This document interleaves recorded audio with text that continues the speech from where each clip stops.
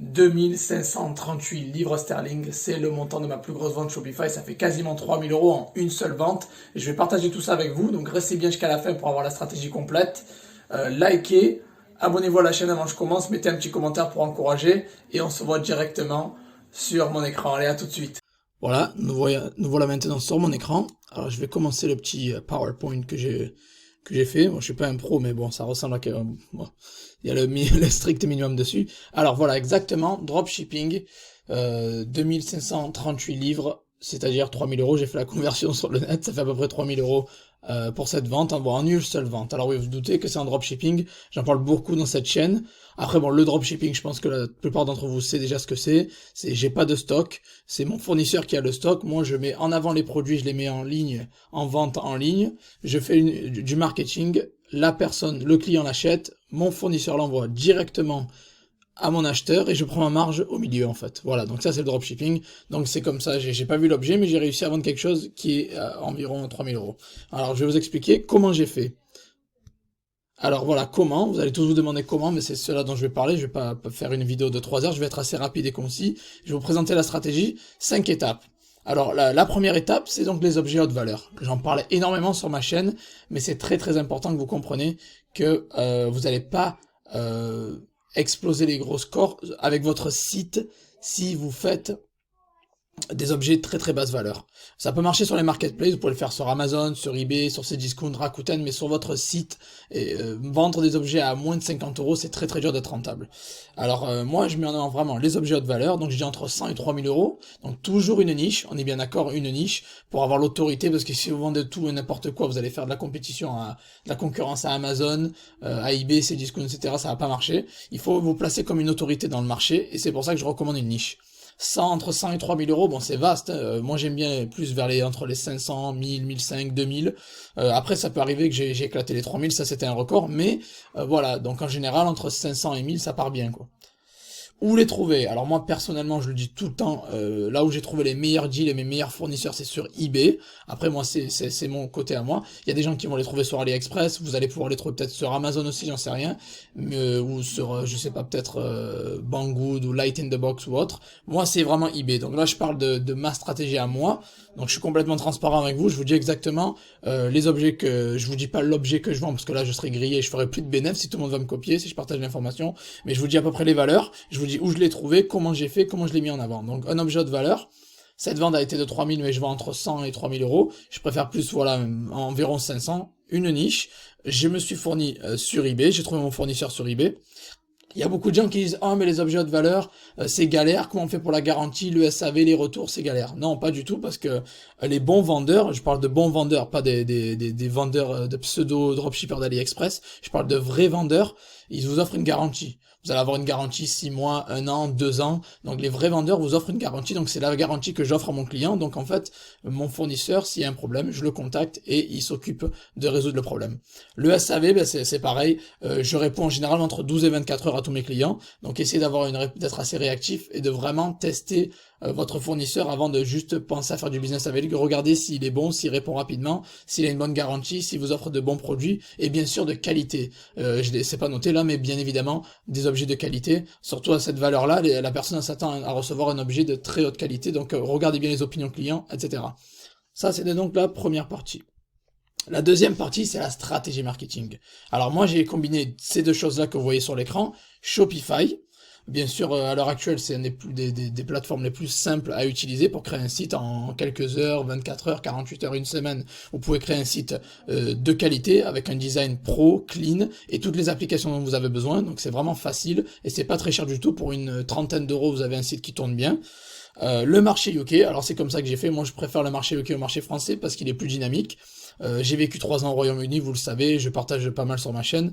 Donc le marché UK, c'est là ça a marché, c'est là que j'arrive à faire des grosses ventes.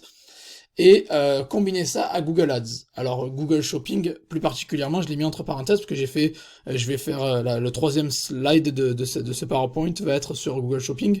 C'est les personnes qui connaissent pas Google Shopping, on peut faire rapidement un test. Je vais taper imprimante sur Google. Et Google Shopping, c'est ça en fait. Voilà, c'est ça. C'est ça, Google Shopping, c'est ces annonces-là que vous pouvez voir ici. Voilà. Et c'est la partie shopping ici. Partie shopping, Voilà, c'est ça. Ça, c'est Google Shopping. C'est là où je fais apparaître mes objets, et c'est comme ça que j'arrive à générer des dizaines, vingtaines de milliers d'euros par mois sur mon site Shopify. Voilà, c'est ici, vous voyez, c'est ça les offres, c'est comme ça que ça se présente. Donc ça, c'était un petit aparté, c'est ça Google Shopping pour les personnes qui ne savent pas. Alors on continue, donc voilà, ça c'était la stratégie marketing, combinaison de Shopify, marché UK bien sûr, et Google Shopping aussi en visant une clientèle UK. Et là, Google Shopping, alors quelle stratégie utiliser? Donc parce que il y a des personnes qui aiment pas trop quand je parle, c'est pour ça que je fais un PowerPoint, au moins vous avez un petit peu du visuel pour comprendre un peu mieux et prendre des notes, que voilà, si vous voulez rembobiner la vidéo. J'ai utilisé une stratégie maximiser les clics. Je sais qu'il y a beaucoup de gens qui vont vous parler de CPC aux enchères manuelles, etc. C'est recommandé aussi la CPC aux enchères manuelles si vous voulez, mais moi c'est avec maximiser les clics où j'ai plus de retours positifs, plus de conversions, plus de ventes, donc je le recommande. Le budget, j'ai mis entre 10 et 20 euros par jour. Je pense que pour cette vente-là, j'étais à 10 euros, et après j'ai augmenté à 20 euros après.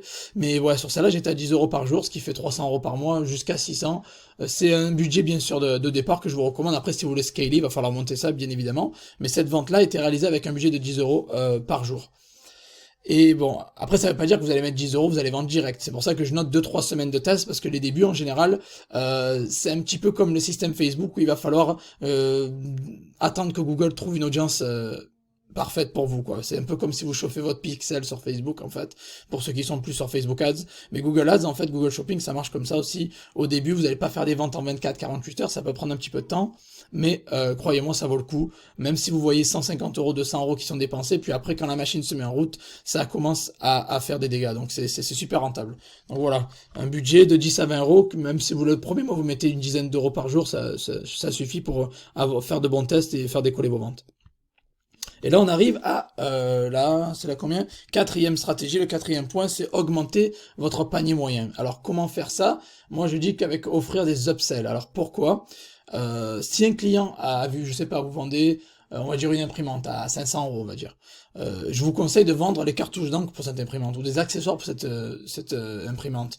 Offrez, je sais pas, moi, bon, le papier c'est un peu basique, mais bon, ça peut augmenter votre taux de 20 euros, votre panier moyen, pardon, de 20 euros. Les cartouches d'encre, ça peut coûter une vingtaine, trentaine, quarantaine, cinquantaine, voire 100 euros, ça dépend de quelle cartouche d'encre. Donc, si vous avez un objet, moi, dans mon cas, j'ai vendu un objet à 2399 et un autre à 139. Je sais que ça paraît pas beaucoup, le 139 sur les 2399, mais au final, ben, j'ai pris pas mal d'argent en plus sur ça, ce qui est énorme. Je pense que sur cette vente d'ailleurs, j'ai en profit, j'ai fait c'est 2005, j'ai dû faire bien 350 euros facile, quoi, de profit net après les taxes dans ma poche. Donc plus de 300 euros de profit. Et les upsells, ça y a contribué. Ça a contribué clairement et ça aide. Si une personne a l'intention d'acheter un produit à 500 euros, si derrière vous lui vendez l'accessoire qui va avec, elle va peut-être lâcher 600 euros. Et au final, ça vous fait à vous une augmentation de bien une dizaine, vingtaine, trentaine, quarantaine, voire cinquantaine d'euros net dans votre poche en plus. Donc pourquoi ne pas offrir des upsells? Vous avez des applications comme ça, pour ça, exactement pour les upsells sur votre site Shopify. Vous pouvez mettre des objets similaires, un peu comme ils font Amazon, en dessous de votre produit. Il y a des thèmes Shopify qui le font gratuitement. Vous pouvez avoir des objets similaires vendus en dessous, qui vous permettent d'augmenter votre panier moyen.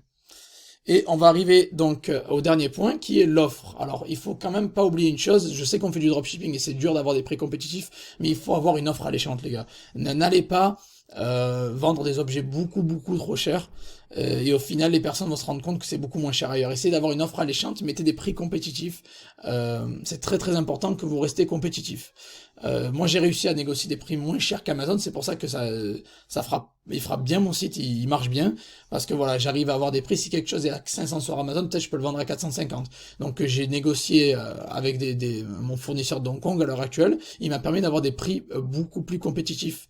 Donc c'est très important de rester compétitif, avoir une livraison rapide, bon mais je suis rapide bien sûr, c'est 2 semaines, c'est pas si rapide que ça si on pense à Prime ou autre, mais voilà, maximum 2 semaines. Je veux vous dire, ne partez pas dans des livraisons de 3-4 semaines, un mois. Moi je trouve que c'est trop long et les clients vont s'énerver et il y a plus de chances qu'ils ouvrent un litige ou qu'ils se plaignent. Donc une livraison rapide, maximum 2 semaines, et gratuite bien évidemment, ça c'est l'argument marketing ultime, il faut que ce soit gratuit, ne faites pas payer la livraison, ça c'est hors de question. Et sinon, voilà, donc bien sûr pour les méthodes de paiement, PayPal et carte bancaire comme Stripe par exemple, ou si vous voulez utiliser, je sais pas, Authorize.net ou autre, tout checkout, j'en sais rien, mais voilà, avoir PayPal c'est une bonne base, avec des CB en plus comme Stripe ou autre, parce que pas tous les gens ont de compte PayPal, et ils n'ont pas forcément envie de passer par PayPal, c'est un peu embêtant, même si on n'a pas besoin de créer un compte, on peut payer en tant qu'invité. Et voilà, donc l'offre, gardez bien une offre alléchante, négociez avec vos fournisseurs si vous pouvez, ou sinon commencez à générer du business et après négocier une fois que vous avez déjà eu quelques ventes, mais restez compétitif dans les prix, dans l'offre, ne soyez pas trop gourmand parce que ça peut vous plomber justement la vente. Après je vous dis pas d'être le moins cher et de rentrer dans des guerres de prix contre les autres vendeurs, ça marche jamais, mais je vous dis pas d'être aussi 10 fois plus cher que tout le monde. Essayez de rester au milieu en fait, voilà. Ni le moins cher, ni le plus cher, essayez de rester entre les deux. Voilà, donc j'espère que cette vidéo a été utile, j'aimerais bien que vous le likez et abonnez-vous à la chaîne parce que vraiment je pense que je vous donne pas mal de valeur gratuitement et ça ferait plaisir si vous pouvez soutenir. Si vous voulez en savoir plus et vous voulez vous former au maximum avec Shopify, Google Ads, j'ai une formation gratuite, donc j'ai mis le lien dans les commentaires, j'ai aussi une formation plus avancée si ça vous dit, c'est tout dans les commentaires, et voilà, donc un petit commentaire si vous voulez me soutenir. J'espère que vous avez trouvé cette vidéo utile, allez merci à tous et on se revoit dans la prochaine vidéo, ciao ciao.